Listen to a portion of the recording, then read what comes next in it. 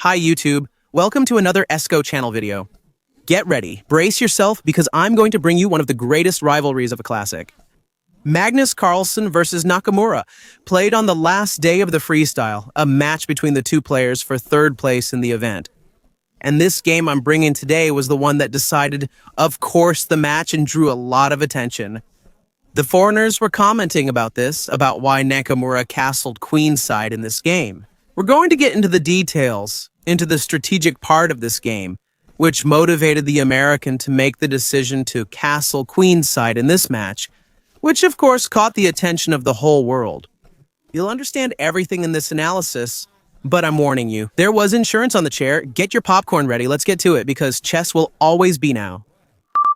The position is mixed up. It's the same game and position played between Hans and Aronian, where Aronian moved d4. Naka had the same idea, but Magnus played c5 instead of the queen's gambit structure. Now, see what happens. It's very logical and brutal, that's the word. Because of course, Naka took on c5, waiting to draw Magnus's queen to the center. So he can gain time on that queen, with the base of f3 with the bishop. With knight to d3, Magnus didn't do that. He kept developing. He wants to take here with the knight, and that's what's going to happen. The American prepares to gain space in the center with e4. Magnus takes back his pawn. e4 and everything is normal. In this opening phase, they're developing and fighting for the center. Magnus prepares the idea of e5. He also opens the bishop on this diagonal. And look now, queen to d2 was played by Nakamura. Knight to d6, and here, knight to e3. See, it's clear what Naka wants. He wants to move this knight, move this bishop, and castle short. That's Naka's idea, getting his pieces into play. Now notice that Magnus is going to play something a bit more exotic. He plays the move b5. For the moment, what Magnus wants is to bring this knight to a4, that's it. It will be highly relevant in this game. Naka moves his knight to d3, followed by his bishop to f2, considering castling. However, Magnus maneuvers his knight from f8 to a4 via e6 and c5. And a4 Raphael, that's 3 moves with the knight. In the opening, that's very relevant and important. Exactly. For a player like Magnus to spend 3 moves with the knight, something he could be using to develop or prepare castling.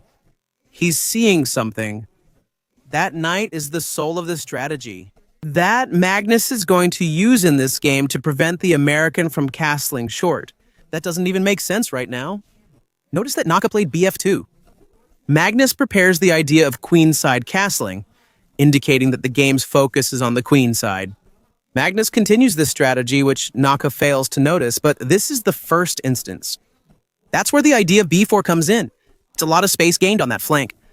And Nakamura, for a moment, he said, hold on, let's hold back. This thing that the Norwegian is preparing, b4. I won't allow that. Act soon. I do my short castle, but here Magno keeps playing strategically. He's countering Nakamura's short castle plan. Magno plays knight to 4, a move that can't be ignored. This is an extremely strategic move because it attacks the queen. And notice that he's playing against the best piece of the American, which is the knight on e3, and it's the most active piece Nakamura has up to this point of the game. It controls the center, jumps to f5, jumps to d5. And notice that Naka said, well, I defend the queen, but I won't give up this knight. Because if you want to trade my best piece, at least you improve my bishop, and my bishop becomes one of my best pieces. It wouldn't be a major issue. Naka wants to keep this piece to castle short next move and going forward. Look at what will happen. Magnus won't let Naka castle. Check it out. He plays queen to c7. Raphael, what do you mean by queen to c7 to prevent castling? If you castle short, it's a serious mistake. You get checkmated. So all of Magnus's next moves are about not allowing short castling. And look at what Naka played at this moment. Knight takes c4 Raphael. This doesn't make sense. I'll quit chess. You just said Naka didn't want to trade his best piece, so why is he trading it now? Because Naka has to make a concession here. He wants to castle short, and to do that, he has to trade the knight. Look there. So Naka considers castling short more important than keeping that powerful knight he has. Raphael, but why trade just to castle short? The whole idea is, why doesn't he play bishop to g3, right? Bishop to g3 already prepares short castling and gets out of the theme of mate and still attacks the queen. The problem with this move is that you can't play it. You also lose to the knight. Your best knight poses a tactical problem now as this move comes with a check. It's winning the queen. After the natural king d2, I take your queen and my queen as well. It's lost, but notice that after this exchange, you have 2 pieces while I have 3. You lose a piece for free. Here you're completely lost at the highest level of chess, so you can't castle and you also can't play. Bishop g3 preparing to castle because that knight falls. What did Naka do? He exchanged the knight, said, all right, for now I'll trade this piece, but I'm going to castle. Magnus doesn't want to allow that. Well, Magnus took with the bishop, and again, you can't castle or you'll get checkmated in one move. But here, of course, Naka was preparing bishop to g3, which he didn't play. He played this move. Raphael, it's still difficult to comprehend. It appears logical, but isn't. Look, why didn't Naka play bishop g3? For his short castle getting out of the checkmate threat and still attacking the queen. Because now you get queen b6 and you still can't castle. So you see, this threat doesn't end. And on top of that, now black is still threatening to break your structure on the king's side. Raphael, it's very easy to trade on b8. But you can't because you get hit with this move and look at the tactical theme, losing the queen. Magnus built a poisonous position. And see that this knight is fundamental in the anti-castling strategy. Magnus is developing this knight, which he spent 3 moves on. It's a very important piece on the queen side, creating all these tactical themes. Naka plays queen to 2, a logical move. He aims to prepare bishop to g3 castle and avoid the fork theme. If you take on d3 now, I won't take with the queen, which controls bishop to e2. It all makes sense except for Naruga's next move. Rook to 6. This is brutal and revolves around the knight on a4 as Magnus now prepares rook to d6 and renews the threat of knight to b2. How, Raphael? The idea is to take here. When you recapture, he takes with the rook, look. And when you take with the queen again, you fall into the fork theme. This position here is extremely poisonous, and you can see this is one of the reasons why Naka is going to choose an exotic plan that was much talked about by the foreigners. He's going to castle long in this game.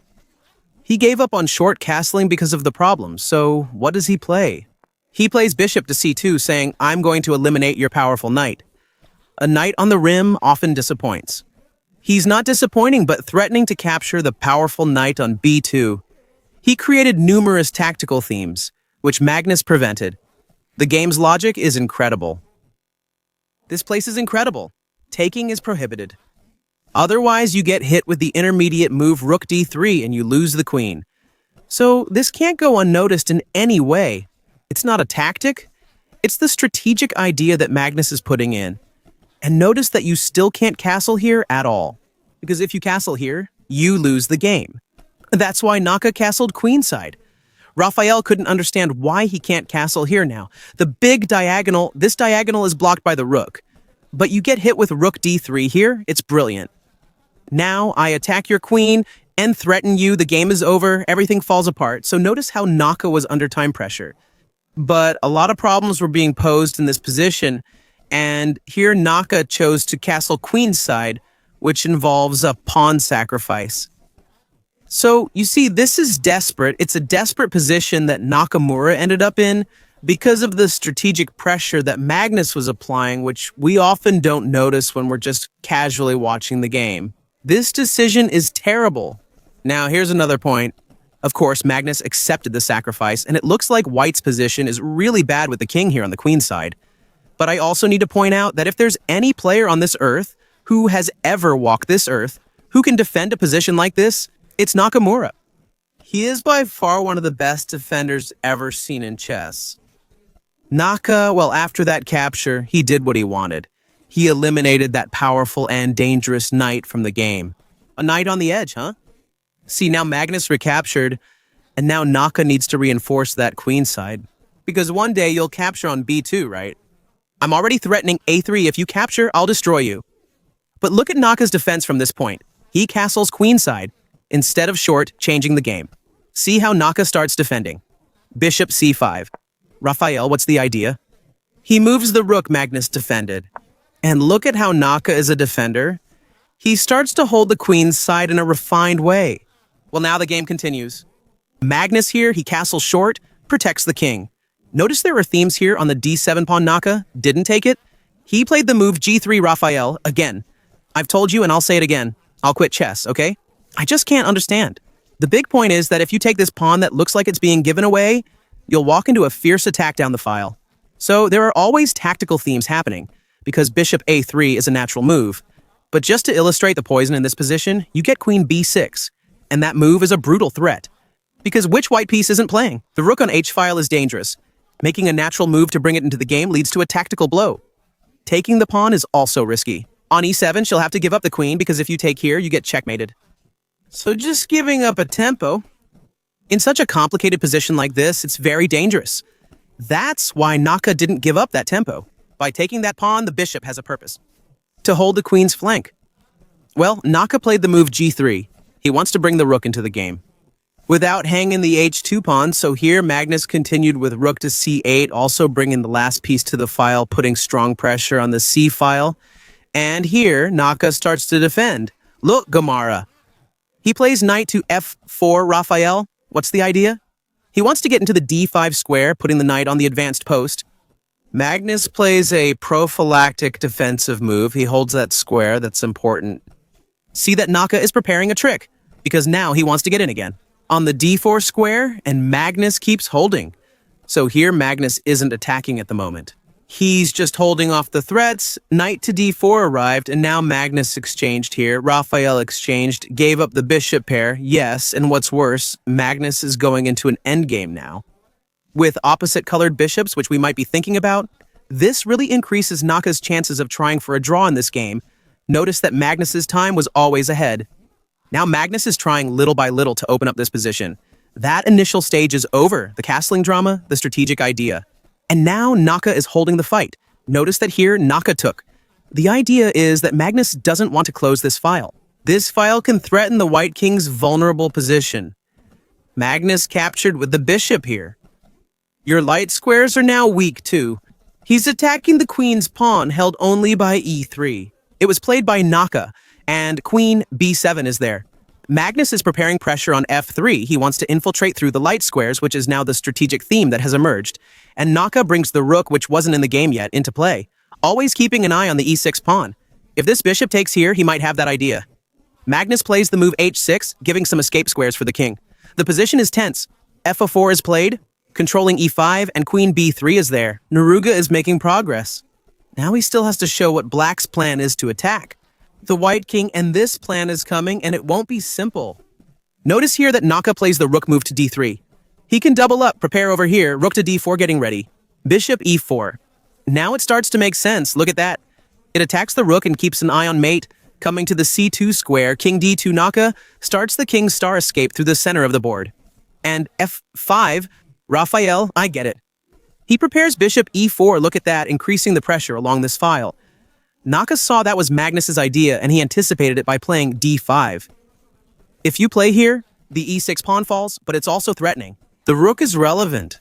Magnus played bishop e4 attacking the rook. If it moves, there are mate threats. Brutal attack, but he's leaving the e6 pawn with check. Naka took it, and now Magnus plays king h7, which is actually the best defensive move. And like I said, Naka is a tough defender. Look at the resource Naka finds at this moment. He plays this move, sacrificing the rook for counterplay. Raphael, counterplay? How? Notice that at this moment, Magnus didn't take the rook that was being offered.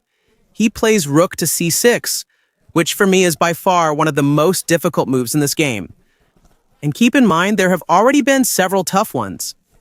This move is very hard to play because half the planet would have taken here. Why didn't Magnus take it? Look at Naki's idea for finding resources. If you recapture, you can't defend the f5 pawn and the bishop stays a great defender on b2 Raphael. Is there truly no way to defend it now? There isn't, because look, you could defend this pawn with the rook on 5, but the bishop defends that square. Rook to f8 doesn't work as the bishop defends it. There's no good way to defend it. Such a move is ineffective. You take the rook from e5 attack with the queen, and the pawn falls, Raphael, but g6 holds. Here you not only fail to defend, but you lose the game. Because you take that check there, and here you lose the game that you were winning. See how Naka manages to create defensive resources, which he also uses. In his blitz games on chess.com, that's one of his great qualities. Like a defender, and Magnus, he starts to defend. He wants to move the queen from the f5 line of sight, but Naka said the queen will stay, still watching. Taking leads to the same theme. There's no way to defend, and Magnus held with rook f6. So notice that he didn't take the rook. And here I remember an interview Magnus gave some time ago, talking about where he can attack without sacrificing material. Magnus has this ingrained in his game. He's not like others who would sacrifice material for the attack. No, Magnus usually wants to attack without giving up material. That's a characteristic he carries, which is why we don't see so many sacrifices from Magnus. And that's what he wants here. So he wants to hold and try to exploit the king's theme without giving up material. Notice that here, Nakamura plays rook d6, so he goes after that rook. Magnus now exchanged. Notice that he diverts the queen from f5 and Magnus starts his attack. Queen c2, threatening the king, who moves to e1. Magnus captures on h2, gaining material gradually, aiming to win positionally.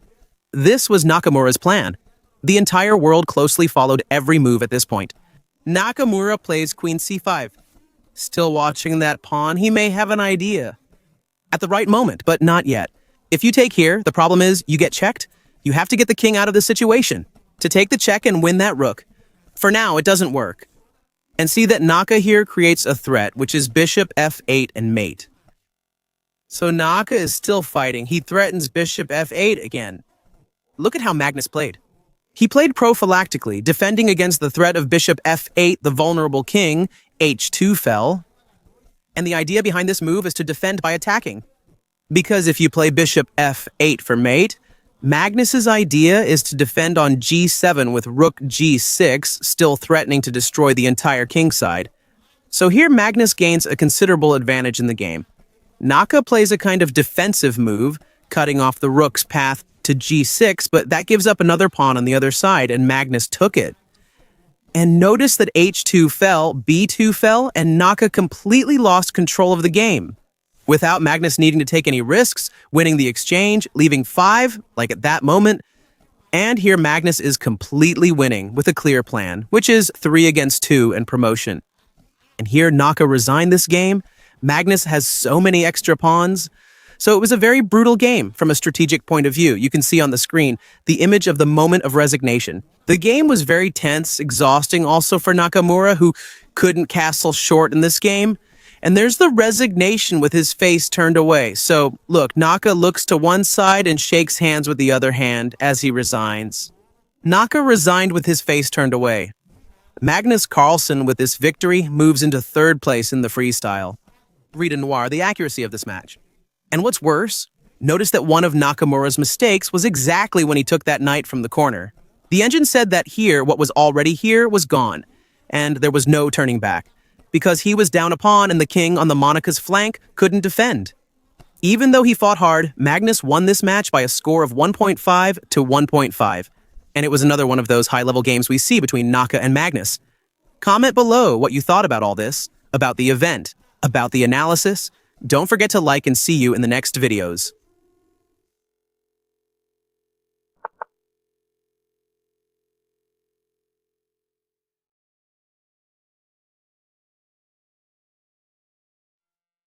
Thank you.